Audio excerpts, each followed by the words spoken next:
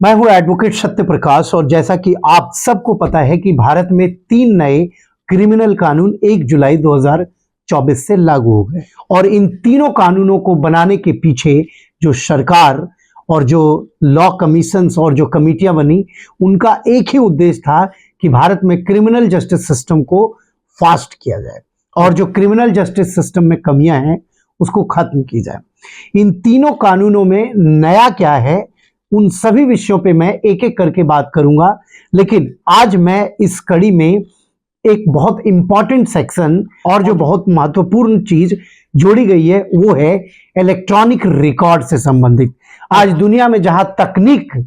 का विकास एक extreme level पे अपने हाईएस्ट पिक पे है, वहीं दुनिया में अब तकनीक के साथ साथ जो अपराध और तकनीक के माध्यम से जो चीटिंग, फ्रॉड और जो कॉन्ट्रैक्ट हो रहे हैं उन सभी विषयों को पहली बार भारत में इस कानून में लाए गए हैं। भारतीय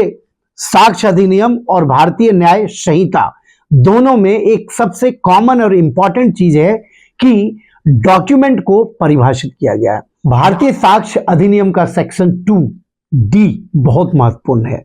क्योंकि इस सेक्शन में वो सभी चीजों को डिफाइन कर दी गई है, उन सभी इलेक्ट्रॉनिक और डिजिटल कम्युनिकेशन और मैसेजिंग चीजों को डिफाइन कर दी गई है जिनके माध्यम से इस आधुनिक युग में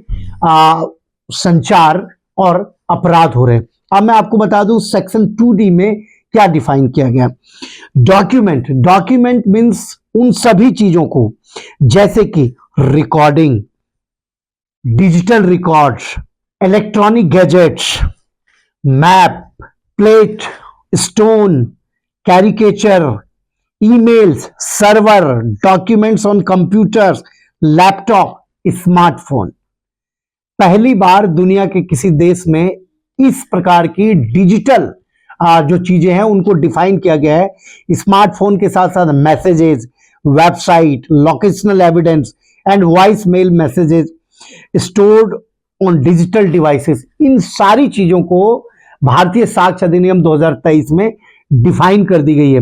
क्योंकि जब भी कोई अपराध होते थे इस आधुनिक युग में, पिछले जो 20 वर्षों में डिजिटल क्रांति हुई है दुनिया भर में, उस डिजिटल क्रांति के साथ साथ डिजिटल फ्रॉड, डिजिटल क्राइम, जैसे आप देखते होंगे कि एटीएम क्लोनिंग, आजकल तो डिजिटल अरेस्ट की बात हो रही है, तो वो सारी चीजें अब कोई भी डिजिटल रिकॉर्ड जो है वो डॉक्यूमेंट की श्रेणी में आएगी और वो सारे कोर्ट में जो है कोर्ट के रिकॉर्ड होंगे, वो डॉक्यूमेंट होंगे और उन पे एज ए एविडेंस स्वीकार किए जाएंगे। साथ ही साथ मैं आपको बता दूं कि जो इलेक्ट्रॉनिक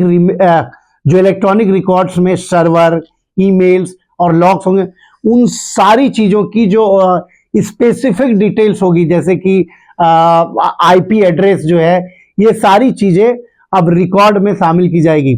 तो इस बात का आप विशेष ध्यान रखें कि भविष्य में अगर अब आप कोई भी कम्युनिकेशन करते हैं और किसी प्रकार से आप कॉरेस्पॉन्डेंट करते हैं, तो जो भी आप डिजिटल बातें या तो WhatsApp, Facebook, micro blogging sites या ईमेल या किसी भी वेबसाइट के माध्यम से कोई भी चीज कर रहे हैं कम्युनिकेशन, तो आप डॉक्यूमेंट की श्रेणी में आएगी। मैं इन सारे विषयों पे एक एक करके वीडियो बनाऊंगा, जो इंपॉर्टेंट चीजें हैं और जो चेंजेस की गई है। आप लीगल बाउंड्री को लाइक करें, शेयर करें, सब्सक्राइब करें। धन्यवाद।